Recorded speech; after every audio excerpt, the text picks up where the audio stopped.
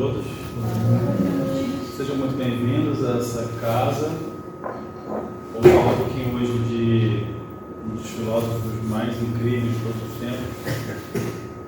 Chama-se Aristóteles, talvez alguns de vocês já tenham conhecido. É um livro pequeno, mas super denso, chamado Da Alma, de Ânima. E ele tem por objetivo entender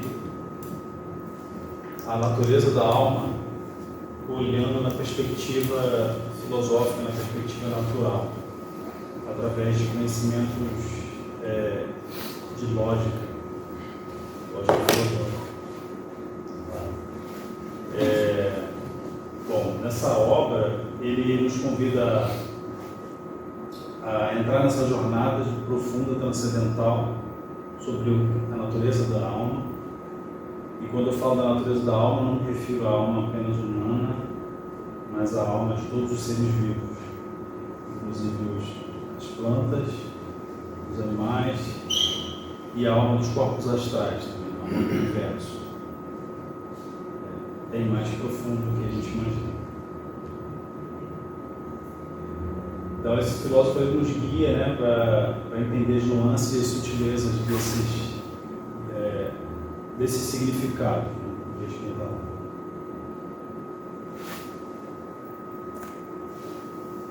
Bom, quem foi Aristóteles, né? Não sei se todo mundo aqui assistiu na palestra, eu sei que ela assistiu. Sei que ela, como sempre, na web, como sempre. Também assistiu, né? Aristóteles foi, na minha visão, um dos maiores, se não talvez o maior de todos os filósofos de todos os tempos. Ele, na escala dos maiores, primeiro vem Sócrates, alguns dizem que segundo vem Platão, depois vem ele, é uma briga infinita sobre quem é o mais poderoso, digamos assim, na escala de conhecimento. Ele nasceu em 384 a.C., numa cidade chamada Estagira, na Grécia. Ele foi aluno de Platão, que foi aluno de Sócrates. E todos eles estudaram quer dizer, Sócrates não estudou ninguém, né? Não, ele aprendeu com o inconsciente. A fonte direta de Deus. Mas Aristóteles foi aluno de Platão na Academia de Atenas, depois ele fundou a sua própria academia, a sua escola chamada de Liceu.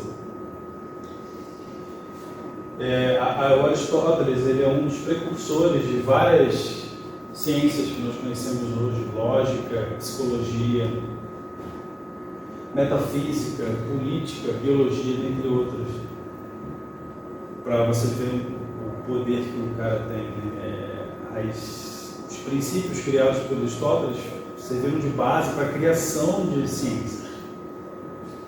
Então ele realmente um expoente no tema de filosofia. Ele é considerado um dos grandes gênios da humanidade. Ele desenvolveu um sistema filosófico abrangente e sistematizado. Ele é usado até hoje, inclusive para treinamentos corporativos.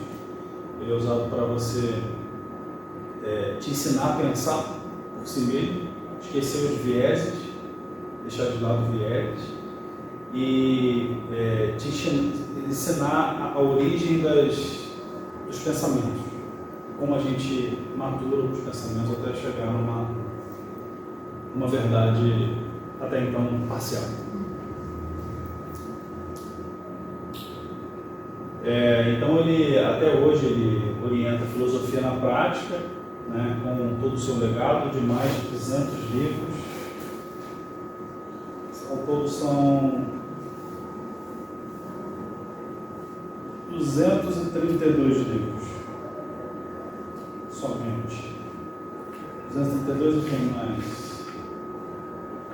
Talvez tenha mais. 384 anos antes de Cristo, haja papiro. 232 livros. Não é? Até onde mostra Foi uma esse exemplar. Haja papiro. E a gente tem dificuldade de escrever um artigo, Sim. cria um tema. Isso, IA. Chat. Foi do ChatGPT.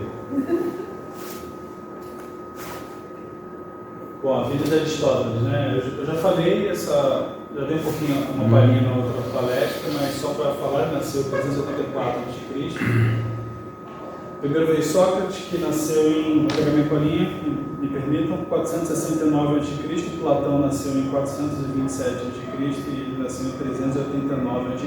Então, um cara que veio quase 400 anos antes de Cristo, ele já intuía que a alma é uma coisa metafísica, imortal, eterna. Bom, não vou dar spoiler, vamos lá. Ele foi mestre de Alexandre o Grande. Alexandre o Grande foi aluno dele de filosofia. Ele viveu junto com Filipe II, que é pai de Alexandre o Grande, na Macedônia. Então, todos eles estudaram nas escolas mais brilhantes de filosofia do mundo, né? Platão era mestre dele. E Aristóteles ingressou na Academia de Platão em Atenas e por 20 anos, né, se tornou um dos mais brilhantes, né, na minha visão, sem dúvida, o mais brilhante de todos os alunos de Platão. Então, após a morte de Platão, Aristóteles fundou sua própria escola, o Liceu, né, eu já falei um pouquinho sobre isso, e esses outros temas aqui também que já falamos. Ele morreu em 322 a.C., morreu jovem, né? Morreu com 62 anos de idade. Naquela época não se tinha controle de colesterol, então. IDH nem existia. Viu que tinha, né? Não tinha muito controle de.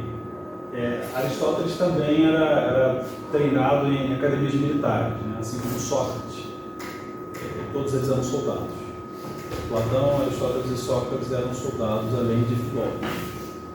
E ao contrário do que muitos pensam, os próprios espartanos, que eram um estado, né, uma cidade criada para a guerra, os espartanos também eram criados nas escolas filosóficas.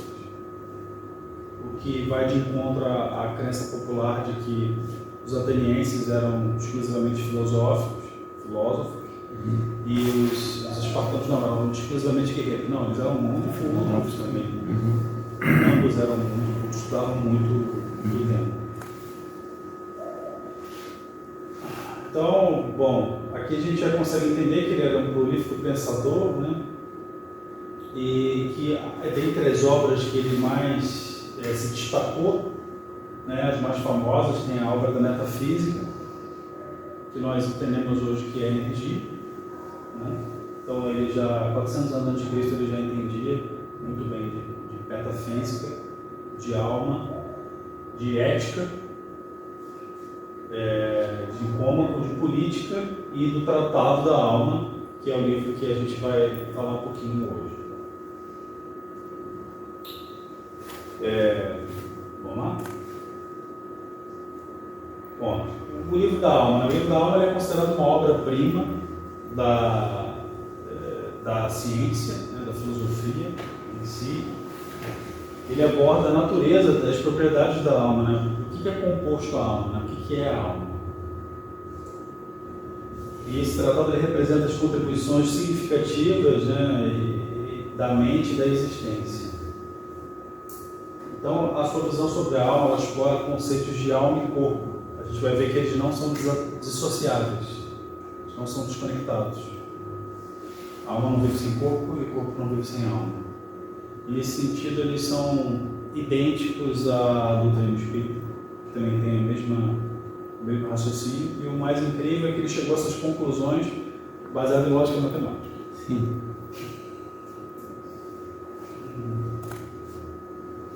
Então, conceitos do livro da alma, né? A alma e a vida. Ele define a alma, né, como o princípio da vida, responsável por todos os seres vivos, assim como as plantas e os astros, viverem. Ele é o princípio fundamental da vida. É o que faz ser possível nós vivemos. Sem a alma a gente não consegue nem sair da cama, né? Nem nascer, nem fazer nada, nem mexer um dedo. Então, a alma é responsável pela nutrição, pela percepção e pelo pensamento. E todo pensamento, tudo que a gente fala, tudo que a gente pensa, tudo que a gente sente, só é possível graças à alma. Sem a alma, nada disso seria possível. Então, segundo ele, a alma e a vida, elas são inseparáveis. Tem alguns pontos que Aristóteles diverge da doutrina kardecista. A gente vai ver que são interpretações que a gente não pensa exatamente assim, mas para um filósofo que estudou, que criou essa base de conhecimento há 400 anos atrás, é absolutamente notável, que ele criou com essas obras. Então, a alma é a essência do que torna um ser vivo, né? Ele concebeu a alma como a forma do corpo, né? A essência que dá vida inerte, não é algo externo ou independente do corpo, ela não vive sem o corpo, são completamente interdependentes. Então, a alma, em termos de matéria, é a realização da potencialidade da matéria. A gente sabe, todos nós somos estudiosos da doutrina espírita, a gente sabe que tudo é energia e que a nossa matéria é composta por átomos, elétrons e prótons, e isso segundo a física clássica, deixando de lado a física quântica, e que tudo isso só é possível graças a uma inteligência superior. Essa inteligência superior é a alma. Então, essas potencialidades da matéria permitem a existência da gente aqui vivendo essa experiência humana. Então, o Aristóteles identifica 3 princípios, né? 3 faculdades da alma. A alma vegetativa, responsável por nutrição e reprodução. A alma sensitiva, responsável pela percepção e as sensações. Tudo que eu estou falando aqui, gente, é superfície, tá? Isso aí, se vocês verem os diálogos, dá vontade de chorar, de tão bonito que realmente é muito... Ele chega a essas conclusões baseado em analogias. Sim. Por exemplo, ele fala assim, o corpo, que quem move a alma é o corpo, ou o corpo é movido pela alma? Um marinheiro, quando ele navega no mar, ele que navega, ou ele é levado pelo navio? Questionamentos, né? Questionamentos. Sobre as experiências da vida. Questionamentos. Então, a partir dessas analogias, ele chega a conclusões de que o marinheiro, sem o navio, ele não consegue navegar. Ele é levado pelo navio para chegar do ponto A ao ponto B. Então, ele é levado pelo navio, a alma. Sim. O marinheiro é o corpo e o navio é o espírito. Acho que também tem que ver, eu entendi assim que da mesma forma que o marinheiro não é levado pelo navio, né, ou o navio é levado pelo marinheiro, uma coisa complementar a outra. Uma coisa a outra. Uma coisa sem a outra não existe. Não navega. Exatamente, Ele fica interdependente. ele navega, mas se ele não tiver quem pega ele fica... Quem faz ele navegar, sair da deriva é o marinheiro. Se o É marinheiro inteligente. não tiver o comando do navio, ele não chega do ponto A ao ponto B, ou seja, elas são interdependentes. Sim. E aí, como eles sentem várias variáveis dentro disso, né? Então, onde as coisas vão se complementar. Exato. Então, a parte racional, que é a parte mais interessante da palestra toda, eu só vou exemplificar e depois vou falar um pouco mais sobre isso, é a parte responsável pelo pensamento e o intelecto, nas quais se manifestam as maneiras diferentes de cada ser vivo de acordo com a sua natureza. É o que nós estamos exercitando aqui agora, nosso intelecto, ele está racionalizando. É considerada uma das partes da alma, de acordo com Aristóteles. Então, a definição de alma, que ele chamou de psique, depois deu origem à psique da psicologia. Exatamente, quem criou esse nome foi Aristóteles. Tá, não foi Freud. Foi Aristóteles. Desculpa, Freud, mas é bom também, mas Aristóteles. O princípio vital que confere a vida aos seres vivos. Ele não é substância separada do corpo, mas em si uma forma ou intelequia, realização plena, com um corpo orgânico com um potencial de vida. Né? Segundo o filósofo, é uma entidade imaterial, não é uma entidade imaterial, mas sim que dá vida à animação aos organismos. É inseparável do alma, inseparável da matéria que compõe o corpo. A alma, portanto, que torna os seres vivos e lhes permite realizar suas funções vitais. Nessa parte ele destoou um pouquinho da doutrina espírita, porque na doutrina espírita nós acreditamos que a alma é imaterial. Mas ele chegou a essa conclusão baseado em observação com a natureza, baseado em lógica matemática. E mais para frente vocês vão ver que ele fala que a alma racional é imaterial. Então ele mesmo se diverte em alguns pontos. Mas eu não sei, eu não acho que está divergindo muito isso não. Se ele torna os seres vivos, porque se você pega um corpo morto, ele tem átomos, elétrons e tudo, mas ele não tem vida, ele não tem alma. O que faz ele se movimentar, ele pensar, é a alma. É a alma que torna o ser vivo. É que o espírito é imaterial, né? Uhum. Essa é a diferença. Por isso que eu falo que diverge. Porque como o espírito é imaterial e a alma é o espírito encarnado, esse é o ponto da divergência entre a doutrina kardecista e a filosofia de eu não vejo como divergência, eu vejo como uma reflexão primária sobre essa ciência, né? E aí, na verdade, passado muitos séculos depois, a doutrina espírita vem dar uma conotação explicativa para o que ele trouxe, né? Então, ele começa a fomentar e materializar o espírito encarnado é alma. Isso, né? Então, eu acho que eles... O corpo morre, a alma se transforma em espírito. É a ideia do navio, né? Que Isso. É a ideia do navio que se complementa. De Nicodemos. É uma analogia do navio de Nicodemos. Mas ele diz também ali que uma coisa não vive sem a outra, né? A alma não vive sem a matéria não vive sem a alma vive sem a matéria não vive sem a alma. Exatamente. Portanto, a alma é o que nos torna seres vivos e nos permite realizar nossas funções vitais. Então, esse slide eu já dei um spoiler. A alma e o corpo são indissociáveis.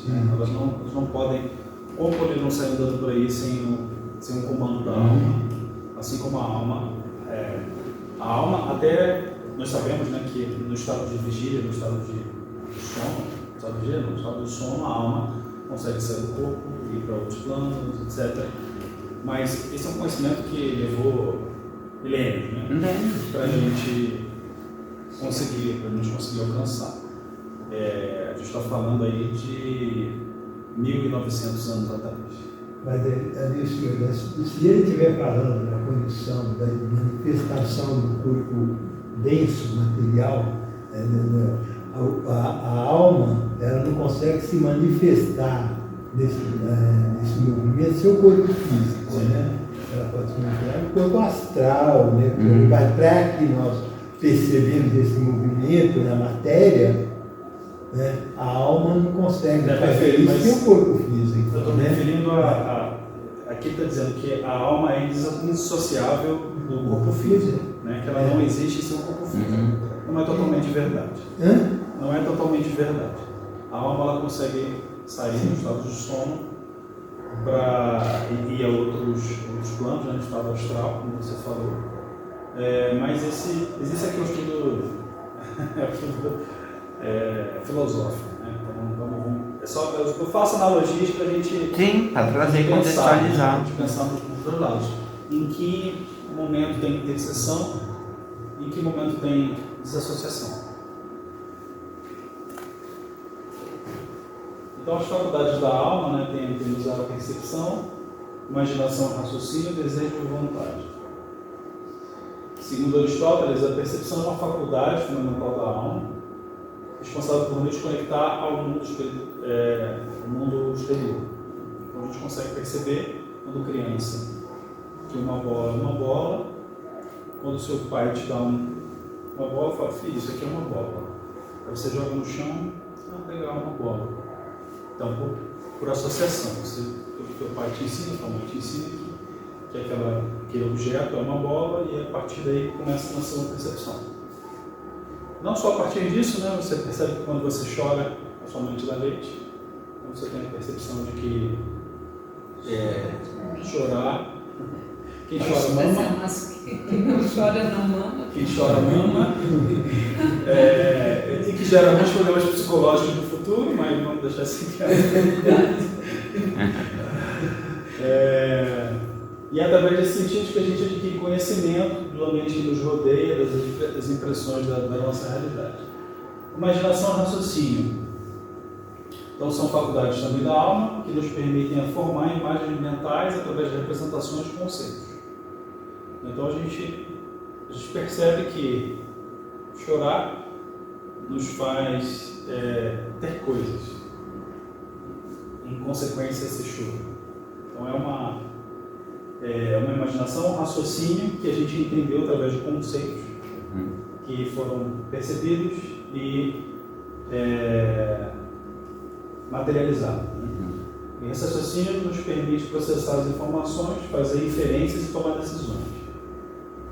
Estou com fome, eu vou chorar porque senão minha mãe vai me dar leite. Então, Em uma ação. Desejo e vontade. Desejos são faculdades da alma que nos impulsionam a agir. Também é um problema, né?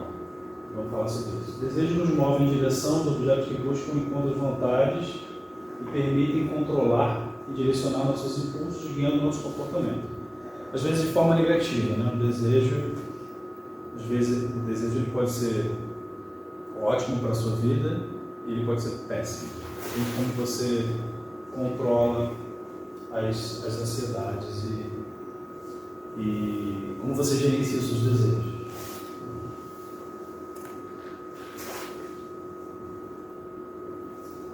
É o papel da percepção da alma. A percepção desempenha um papel de compreensão, né? Já começamos a falar sobre isso, dos objetos do mundo exterior, e de compreensão do conhecimento do universo. A gente percebe olhando para o céu que tem bilhões, zilhões de estrelas e que logo a gente entende que a gente é muito pequeno. Porque se tem bilhões de estrelas, a Terra, por mais que seja especial para nós que estamos vivendo essa experiência, não é o planeta mais especial do universo. Nem um pouco maior. Nem tão pouco maior, nem tão pouco mais inteligente, e por aí vai. Então, Aristóteles acredita que essa percepção é uma atividade da alma, organiza e interpreta informações sensoriais através dessas percepções. Depois a gente vai falar dos sentidos. Aí tem um sentido que Aristóteles não mencionou, que é o sentido o sexto sentido, né? Sexto sentido. Mas, de novo, ele teve percepções maravilhosas só observando o mundo ao nosso redor. Então, a percepção é a primeira etapa do processo cognitivo, essencial para o desenvolvimento das funções da alma. Raciocínio e imaginação. Depois a gente vai ver que o raciocínio e a imaginação são importantíssimos também. Sem imaginação, quem criou aquele desenho ali foi uma inteligência artificial. Mas antes da inteligência artificial criar aquilo, algum artista criou esse desenho. A inteligência artificial não cria nada, na realidade.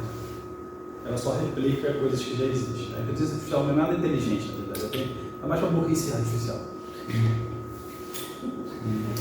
Tá? Então, quem criou esse desenho desse homem pensativo foi um artista. Ele criou imaginando um homem que estava pensando sobre alguma coisa. Então, esse pensamento ele surge através desses conceitos, né, de raciocínio e imaginação. Eles analisam e chegam a conclusões. A imaginação possibilita a criação de imagens mentais, como a desse homem pensando, imagens até sobre a nossa insignificância perante o universo, e a antecipação de cenários futuros. Então, a própria antecipação de cenários futuros já é uma realização. A gente projeta cenários futuros na nossa vida, a gente já, sem perceber, a gente está criando uma realidade para a gente. A partir da percepção. A partir da percepção. Eu estou indo além, tá, de física, de filosofia, mas é só para a gente ligar uma coisa a outra. Então, essas duas capacidades formam a base do intelecto humano, permitindo que a gente se adapte, inove e resolva problemas de maneira criativa. Tá? Então, imaginar é importante. Viajar na maionese é importante. Mas não demais, tá? Senão você não gera pragmatismo para nada. Então, o Aristóteles acreditava que a imaginação estava intimamente ligada aos sentidos, permitindo que os seres humanos formassem representações mentais através da percepção do mundo físico, faculdade crucial para a compreensão e aplicação do conhecimento.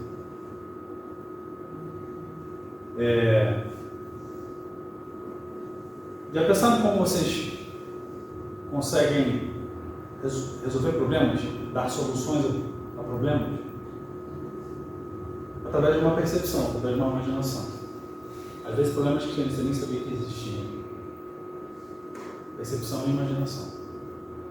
Ele tem essa capacidade. Coisa que os outros animais não têm. Pelo menos os animais que a gente conhece. Então, a gente imaginou um problema, a gente descobre que aquele problema existe na natureza e a gente criou uma solução para aquele problema só com o poder da imaginação. Isso tudo vem da alma, da gente. A memória e a reminiscência. Esse é uma maneira de raciocínio muito brilhante e fenomenal, que foi entendido pela psicologia só milênios depois. Como é que a gente armazena conhecimento? Como que o conhecimento entra na nossa cabeça? Você para pensar nisso? Eu não sei que parou. A memória é uma faculdade da alma sensitiva, um dos tipos de alma, responsável por armazenar e recuperar as impressões sensoriais do passado. Já a reminiscência é o processo ativo de buscar e invocar memórias juntas. Então, a memória armazena e recupera. E a reminiscência junta memórias. Beleza? Então, a memória permite que nós podemos aprender com as experiências anteriores e aplicar esse conhecimento no presente. Você lembra de uma coisa do passado? Ah, entendi. Estou pensando isso aqui. Eu fiz aquilo no ano passado.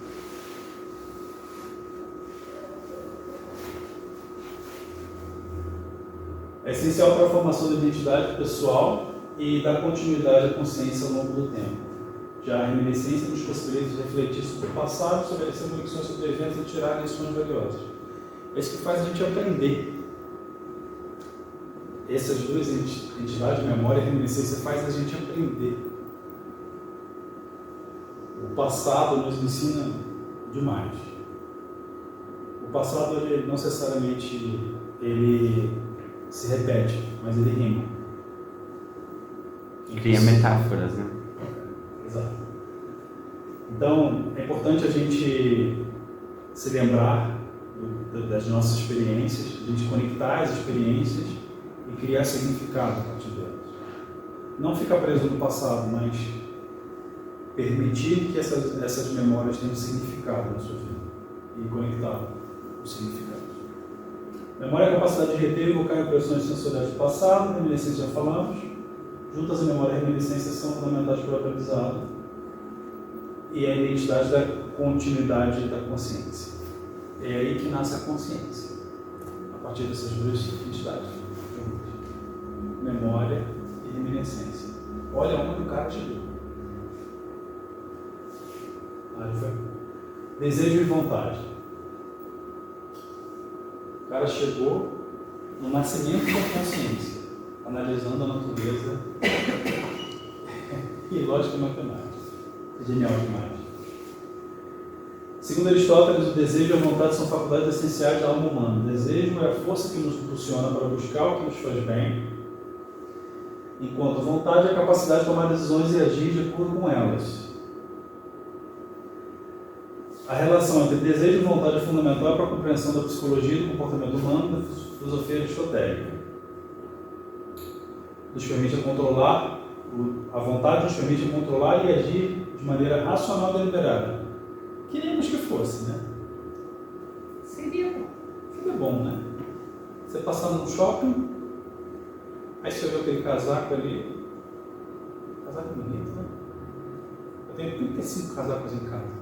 Como é que eu preciso comprar esse casaco? Desculpa, gente. Ele te ligou. Ainda está liberado aqui. Ele falou, Chegou passa o pra me Pix. buscar. Chegou o Pix pra Quem chegou? Bateu o salário. Ó, o desejo é a vontade, ele te ligou. Ele... Bateu o salário. Eu tô com desejo de comprar aquele casaco. Aquele casaco. Será que eu preciso? Eu posso? Eu devo? Tem várias perguntas que a gente faz. Então, essa é uma das tônicas, né, do ser humano, do comportamento humano. A gente, até pode, mas será que a gente deve? É isso que nos faz começar a ter a reforma íntima. Exato. Aí é onde entra a doutrina Aí é espírita. onde entra a doutrina espírita. Então, o que eu falo, a filosofia de Aristóteles está completamente relacionada ao espiritismo. Ela está intrinsecamente relacionada ao espiritismo. Tem muito. É o âmago do espiritismo. Muito, por exemplo, Hermínio de Miranda, que eu estudo bastante, ele sempre fala de Aristóteles. Né? Então, por exemplo, estou lendo um livro dele, Alquimia da Mente, em todos os pontos que ele traz outras bases de literatura, ele fala de Aristóteles. Exato. É a base de tudo, né? Nesse Se não me contexto. engano, na Bíblia tem menções a Aristóteles e a Sócrates. Sim. O próprio Kardec faz muito. Sim. Então, a vontade para Aristóteles permite controlar nossos impulsos e agir de forma racional e deliberada. Às vezes, nem sempre, então vamos tentar fazer com que a nossa vontade haja de acordo com a racionalidade, né? Haja de acordo com a nossa evolução. Se a nossa vontade está em direção à nossa evolução, beleza. Se não, vamos repensar. Então, o desejo que motiva a orientar essas escolhas, influenciando a percepção do mundo e a busca que jogamos ser bom e prazeroso. Nem sempre que prazeroso nos faz bem, né? Comer 55 barras de chocolate nos faz bem. É prazeroso, mas nos faz bem. Então é coerente? Cabe? Não cabe. Ninguém quer virar. E aí é onde vem o aprendizado, né? Depois que ela chegar no resultado, você sabe que vem uma nova percepção. Na sua reminiscência tem as memórias de que as outras 15 vezes que você fez isso, você teve problemas intestinais. Então é melhor não. Quando chega no resultado final que você muda a sua percepção. Movimento animal. De acordo com Aristóteles, a alma é responsável pelo movimento de todos os animais. Todos. Insetos. Não vamos falar sobre vírus, não. Deixa essa parte para lá. É a fonte do movimento e da ação, permitindo que os seres vivos se desloquem e interajam com o mundo à sua volta. A coisa do movimento, ela é muito falada. Muito falada nesse livro aqui. Muito falada. Inclusive, tem uma discussão enorme sobre quem movimenta quem. Se é a alma que nos movimenta, se é o corpo que nos movimenta, se a gente movimenta para fazer o quê. São questionamentos em cima de questionamentos. Ele questiona também vários outros livros de Nicômaco, de vários outros filósofos que eu não vou lembrar todos os nomes. Ele questiona e fala, olha, esse cara tem esse raciocínio, tem esse conceito. Será que isso aqui faz sentido? Aí ele faz cruzamentos de raciocínio. Legal. E ele traz as conclusões dele, né? Vai falar, esse cara aqui é até interessante, mas não está incompleto. Me dá a impressão, quando ele fala que a alma movimenta tudo, fica a dúvida assim, é alma coletiva, alma individual? Nesse sentido... A alma parece, quando ele coloca assim, que movimenta toda a natureza, todas as coisas, parece dar o sentido de uma alma coletiva. Não. Entendi. Não, mas aqui está se referindo só aos seres vivos. Oi? Está se referindo só aos seres vivos. Sim. Cada um tem a sua. Na visão de Aristóteles, Individual. os seres vivos se movimentam pelo universo graças à alma. Sem a alma, dormindo você não consegue se movimentar, né? Até consegue, mas movimentos leves, a alma normalmente está perto, e quando você está morto também não, e é só a partir do momento do nascimento. Se for considerar, existe um movimento cerebral, né? Por exemplo, uma pessoa que está acamada, que nem meu cunhado, ele está com ela, que é a esclerose lateral amiotrófica. Então, ele já perdeu todos os movimentos do corpo. Ele só movimenta os olhos, consegue ainda falar alguma coisa, mas o coração bate, ele respira e o cérebro funciona absolutamente normal. Né? Só é possível o cérebro dele funcionar graças à alma. É um movimento, né? Não deixa de ser. Os neurônios. Explica que esse movimento animal surge da capacidade da alma de desejar, imaginar e raciocinar. Então, o cérebro do seu cunhado está funcionando provavelmente porque ele tem um raciocínio de que ele quer sair daquela situação. Senão ele não já teria isso. Com certeza. Então o desejo ele impulsiona o animal a buscar aquilo que lhe é conveniente, enquanto que a imaginação e o raciocínio guiam a busca e orientam o movimento. Então quando eu me movimentei para vir para cá, foi no intuito de passar um pouquinho da visão que eu tenho dessa obra para vocês. Esse foi o propósito da minha vinda para cá. Sem esse propósito eu não teria vindo para cá. Eu estou falando coisas óbvias só para vocês entenderem os conceitos delicados. Alma vegetativa. Segundo Aristóteles, a alma vegetativa é a mais básica e fundamental das almas. A gente não está falando aqui necessariamente de vegetais, tá? Ela é responsável pelas funções vitais dos seres vivos, a nutrição, crescimento e reprodução. É o sistema vegetativo do seu corpo. Então a alma está presente nos organismos, né? Não só nos organismos vivos, mas nas plantas também e nos animais complexos. Ela é responsável por manter os processos fisiológicos necessários à vida, né? Como nos fazer pensar, nos fazer sentir fome, nos fazer queimar energia e o seu corpo se movimentar e evoluir até o estado que faz sentido para ele se evoluir. Então, ela é a base da alma sensitiva e racional que se constrói nos seres vivos mais evoluídos. Então, a alma vegetativa ela tem que existir para que o ser mais evoluído consiga se formar. Então, pense nos grandes gênios da humanidade, não precisa nem falar de gênios, os grandes homens, Chico Xavier, por exemplo. Chico Xavier não teria se tornado Chico Xavier se ele não tivesse a parte vegetativa do corpo em perfeito funcionamento. Se ele fosse uma pessoa que não se movimenta, não vai até as pessoas, não busca o conhecimento, não busca se melhorar, ele não teria se tornado Chico Xavier. Charles Darwin. Desenvolvimento das espécies, não lembro de ler, mas traz um exemplo disso bem estruturado. Sim.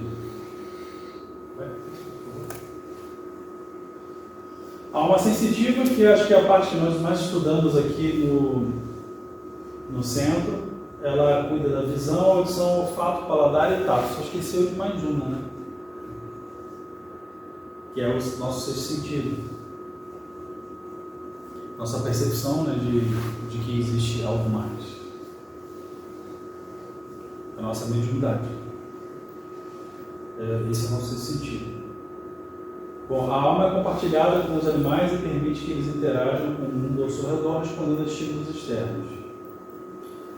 A alma sensitiva está ligada à capacidade de se mover e também se alimentar. Os seres vivos com essa alma são capazes de deslocar, buscar alimento, tá bom? Já falamos sobre isso. E é responsável pela sobrevivência dos organismos. A alma racional é a parte mais interessante desse nossa conversa. É a mais elevada das faculdades da alma, responsável pelo pensamento, raciocínio e entendimento. Então, é a que nos faz articular pensamentos e articular frases para nos comunicar.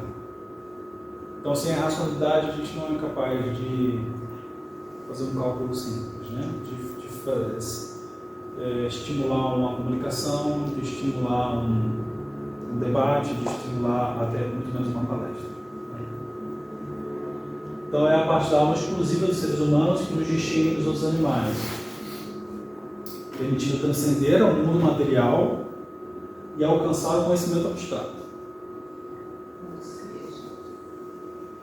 Ou seja, um cachorro, ele não consegue processar conhecimentos abstratos. Ele não consegue. Isso é, até onde sabemos, só do ser humano. O cachorro até consegue processar o amor que ele está sentindo, né? O carinho que ele sente pelo dono, pela dona, pelos amigos, mas ele não consegue entender que aquilo é o amor, que aquele sentimento é o amor. Uma essência, né? Ele não consegue perceber o que é fé, o que é equilíbrio. Ele não consegue perceber o que é o ódio, por que ele existe. Ele não consegue processar esses conhecimentos abstratos. É que nem criança, né? Pequena. Que nem criança. Que também a coisa abstrata para elas não faz sentido. Para elas tem que ser tudo muito concreto. Isso. Para elas poderem entender. É claro, quando vai crescendo, vai aprendendo vai formatando, né? Essa alma racional, né? Exato. Então, percebam que interessante que através do lado racional eu consigo alcançar coisas abstratas que me fazem conectar com o mundo imaterial.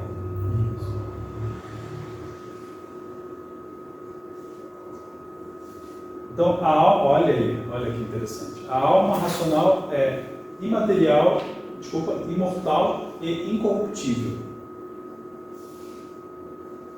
Ela é diferente da alma sensitiva e vegetativa que são ligadas ao corpo. Ela é capaz de aprender as essências das coisas e compreender as verdades universais, que estão além da mera percepção sensorial. Como, por exemplo, eu olho para o céu e eu vejo bilhões de estrelas. Mas será que eu estou sozinho aqui nesse universo? Será que quando eu vou para um outro país, conhecer um outro país, ninguém me acompanha? Eu vou para outro país sozinho, ninguém me acompanha? Será que eu não tenho protetores? Será que Deus existe?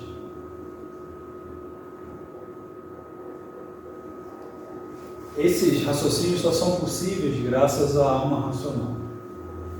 A faculdade da alma nos dota de livre-arbítrio. Olha outra coisa belíssima que ele conseguiu alcançar sem nenhum predecessor.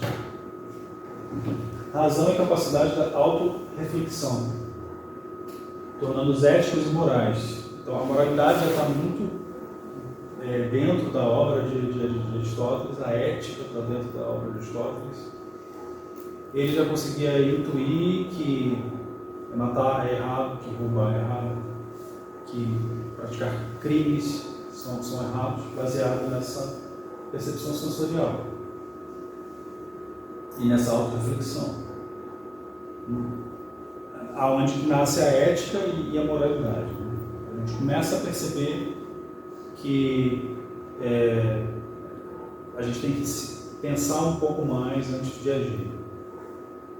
a gente tem que agir de forma correta com os seres humanos, se a gente quer que eles ajam da mesma forma com a gente. E já são pensamentos que Sócrates e Platão começaram a trazer muito. Sim, sim. Isso foi, é claro, baseado na obra, né, dos seus antecessores, Sim. que foram absurdamente geniais. E a dele ele começou a dar sentido para isso, né? Ele começou a materializar, ele criou estruturar uma escola, né? Isso, O Aristóteles ele foi mais brilhante até do que os anteriores, porque ele materializou tudo aquilo que era muito abstrato. Ele foi um Kardec, né? Ele foi um Ele Kardec. é o típico, o discípulo esperou o mestre. Sim. Exato. Sócrates não escreveu nada. Não. Ele só teve diálogos. Sim. Teve diálogos com Platão, teve diálogos com a Caverna de Platão, Sim. teve diversos diálogos. Esses diálogos eles foram até escritos pelos alunos deles. Sim. Sócrates acreditava que não tem como escrever um livro porque você não sabe como você vai direcionar quem está lendo, você não conhece a pessoa que está lendo. Ele customizava completamente a conversa baseada em quem ele está falando, baseado nos seus problemas, baseado nas suas convicções, baseado nos seus viés, baseado nas suas crenças. Então, por meio da alma racional que a gente consegue alcançar a felicidade e a excelência. Ao passo que o domínio das paixões e desejos racionais nos afasta desse ideal, que é o que a gente falou do desejo e da vontade. Né? Eu devo comprar um casaco? Eu já tenho 35 anos. Por quê? Por que eu não deveria fazer isso? Só prego. Essa aqui é a parte que tem totalmente interseção com a psicologia. Que por exemplo, a gente tem uma aula. Na verdade, quando o conhecimento é persistido no cérebro, o conhecimento é persistido no cérebro no estado de sono. Se você for conversar com qualquer neurocientista, ele vai te explicar que você só consegue armazenar informação de verdade, só consegue absorver informação quando você está dormindo. Por isso que é importante dormir também. Porque ele permite que você elimine o que é irrelevante do seu cérebro e persista, né, e armazene as informações que são realmente relevantes para você. É dormindo que você aprende. Interessante, né? Então, Por isso tem aqueles cursos de inglês, aprendem inglês. Por isso que a gente dormiu o ano inteiro para aprender bastante. Então, aí, esse slide é interessante porque ele mostra que no sono não dá para ver, mas eu falo, tá? No sono tem um armazenamento do conhecimento e no estado de vigília, que é o estado que a gente está agora, é o estado de... Não estou conseguindo ler. Não é por isso aqui, não está dando para ler. A gente não sabe. É o estado de... Lê para mim aí, mano. Conclui que a alma é a necessidade. Não, lê o O sono quanto a vigília implicam. No verdinho? Especulação. Especulação. Então, E embaixo quando a gente está tem. acordado, esse livro é o resultado de muitas especulações. Esse livro aqui é só especulação. É só especulação. É ele cogitando, é ele especulando a natureza e as propriedades da alma. Então, ele acordado faz isso, dormindo ele aprende, ele vai corrigir, aprende. E o tempo, para o nosso cérebro, ele processa primeiramente o sono e depois o estado de vigília.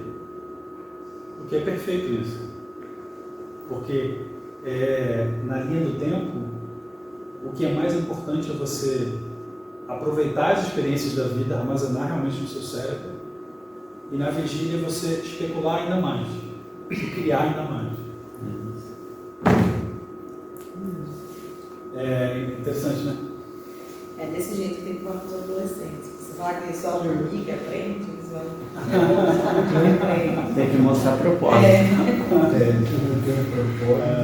assim, olhando pelo lado do espiritismo, a gente também, né? Sim. Quando você lado do espiritismo, quando você dorme, você vai aprender. Mas é espiritismo, né? Eu acho que isso é espiritismo. A diferença é que ele não tinha as propriedades que Kardec trouxe de explanar tudo além da alma, né? Porque a alma, na verdade, ela é uma ferramenta do espírito. Então, o espírito que amplia essas essências do inconsciente. O espírito é a alma racional. Exatamente. Exato. Aí ele fala, esse trecho ele é um pouquinho difícil de entender, mas eu explico. Conclui-se que a alma é necessariamente uma substância no sentido de ser a forma de um corpo natural que possui a vida e potência. Mas, como a substância é a realização ato, a alma é um ato de um corpo como anteriormente caracterizado. Não entenderam? A alma é um ato de um dado. Ele quer É uma dizer, ação. ele quer dizer que a alma é a realização de um propósito. Isso, exato. Que vem do espírito. Que vem do espírito. Ele não tinha essa explicação. Aí Kardec não tinha. trouxe. Ele tinha essa Ele faz, Não tinha. Ele faz lógica não tinha. matemática o tempo inteiro. É. Ele faz lógica matemática o tempo inteiro. A gente é carregado, a gente carrega. O movimento faz a alma, ou a alma faz o movimento? Porque tem Fresquinho, fresquinho. tem até aquele livro que eu fiz a palestra, que é a palestra Espiritismo no Tempo, e ele explica exatamente esse ponto, esse propósito de fazer uma análise espírita dos conceitos que Sócrates, Platão, Aristóteles trouxe, né? E aí todas as obras espíritas que elas têm um fundamento de análise de todo esse contexto, eles sempre trazem essa estrutura que Aristóteles traz de pensamentos. É muito interessante. Então, a alma é um ato de um dado corpo. Uhum. Ela é uma personificação, ela é uma materialização, né? Ela é a essência do corpo, né? Da vida. É o software do hardware. Sim, Gente, exato. eu também filosofo, sabe? Isso. Eu sou Aristóteles. Sério, Aristóteles. A imortalidade da alma. Uma das questões centrais do livro da alma é a discussão sobre a imortalidade da alma.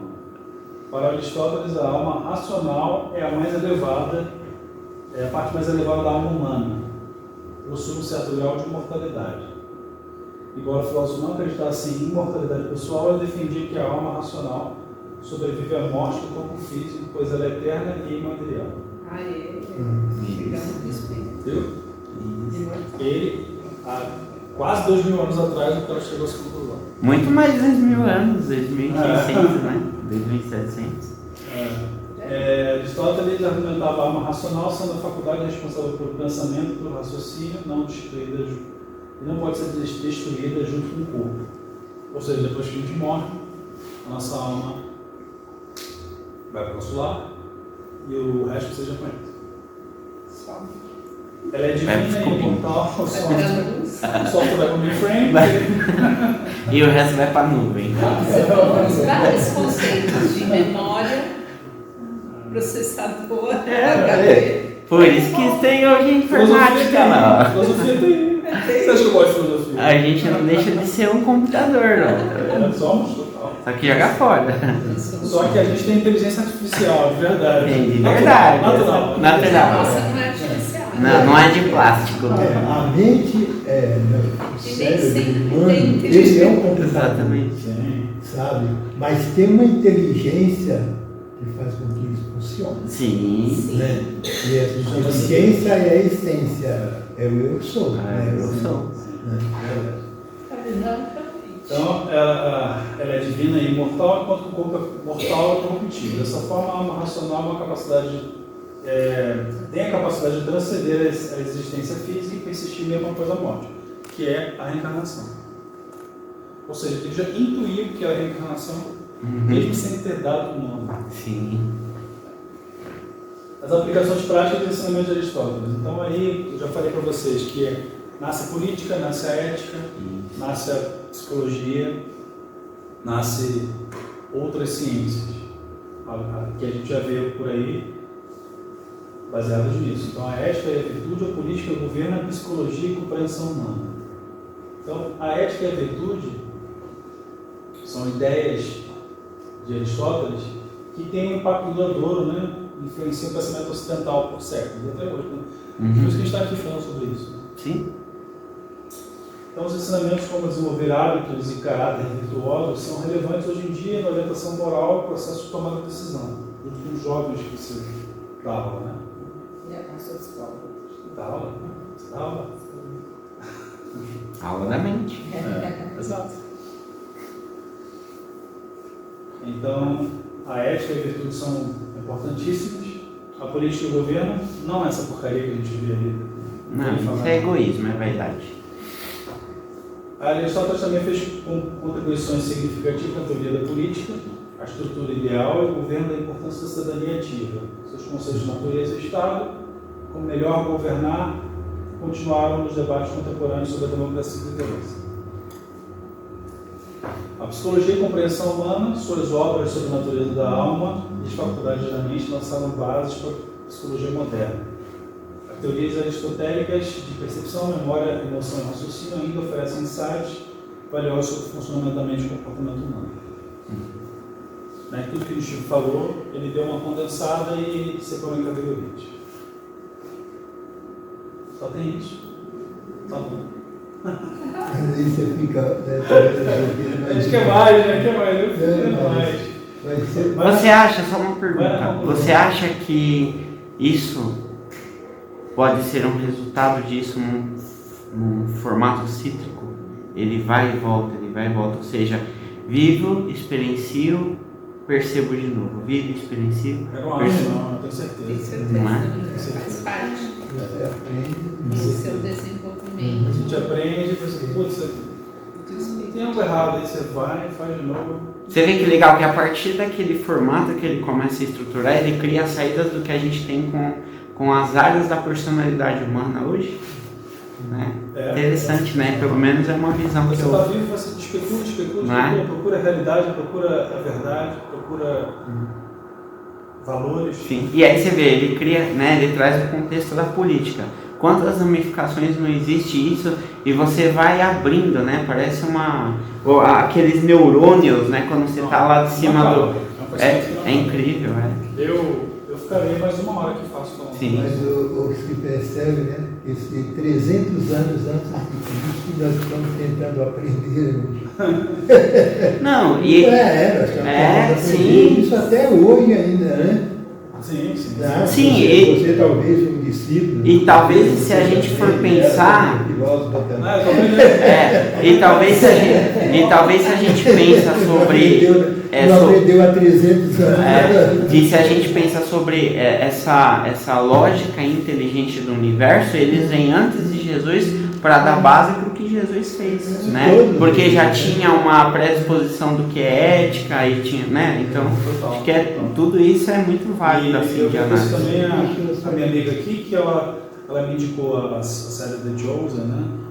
E eu estou assistindo, estou adorando. Maravilhoso. E maravilhoso, né? Legal. O mestre Sim. Jesus falar, né? Não é incrível? É incrível. Estou apaixonada por aquela série. E tem muitos conceitos filosóficos ali. Sim. Naquela série. Legal. Você vê como tudo se complementa, né? Igual a gente falou aqui do barco, né? Se precisa lá do marinheiro, enfim, sei lá quem é que pilota aquele barco, se é o piloto. Mas é legal como as coisas se complementam, né? Os propósitos que o universo tem, né? A inteligência, enfim, isso é incrível. Quando você fala do barco, assim, por exemplo, um exemplo para nós, né? O marinheiro, ele sabe o ponto onde ele se encontra, tá? Eu sei onde eu estou, eu sei onde eu quero chegar. Uhum. O barco não faz isso, o marinheiro. Não faz. sabe. A não ser que você saia o piloto e na nossa vida é assim, né? Quando eu saí de lá para vir para aqui, né? Você sabia onde você estava, você sabia o trajeto para chegar aqui e você sabia o que você ia falar aqui. E na nossa vida é assim, se nós não soubermos onde nós estamos, né? E onde queremos chegar, como é que a vida vai nos conduzir para algum lugar? E aí entra o conhecimento pelo estudo, que foi o que a gente falou. Exato. Conhecimento. E o marinheiro, ele só se... Porque o marinheiro de antigamente não tinha bússola, né? Eu nem sabia Não. que Tinha mapa. não tinha mapa. Só aquele pozinho Não que tinha virava. Waze, não tinha Waze. Aquele pozinho com labirintite que toda hora virava Não de tinha Waze, não tinha Google Maps. É. Como é que ele se orientava? Pelas estrelas. Pelas estrelas. Pela dalva. Pela dalva, pelas Cruzeiro estrelas. do Sul. Cruzeiro. Então a orientação dele, de uma forma filosófica ou material, É divino, sim. É incrível. Isso é legal. Ótima Só conclusão. conclusando aqui, após a jornada sobre a obra filosófica de Aristóteles, em especial sobre o livro da alma, chegamos ao ponto de conclusão, podemos refletir sobre o legado desse grande pensador grego, ideias sobre a natureza da alma e sua relação com o corpo influenciaram profundamente a filosofia e a ciência ao longo dos séculos. Só para falar de referência, obviamente, sobre o livro aqui da alma, é preciso paciência para ler esse livro, tá, gente? Pequenininho, Ele é mas pequeno, profundo. mas é denso, ele é bem denso, tem que ler bem devagar.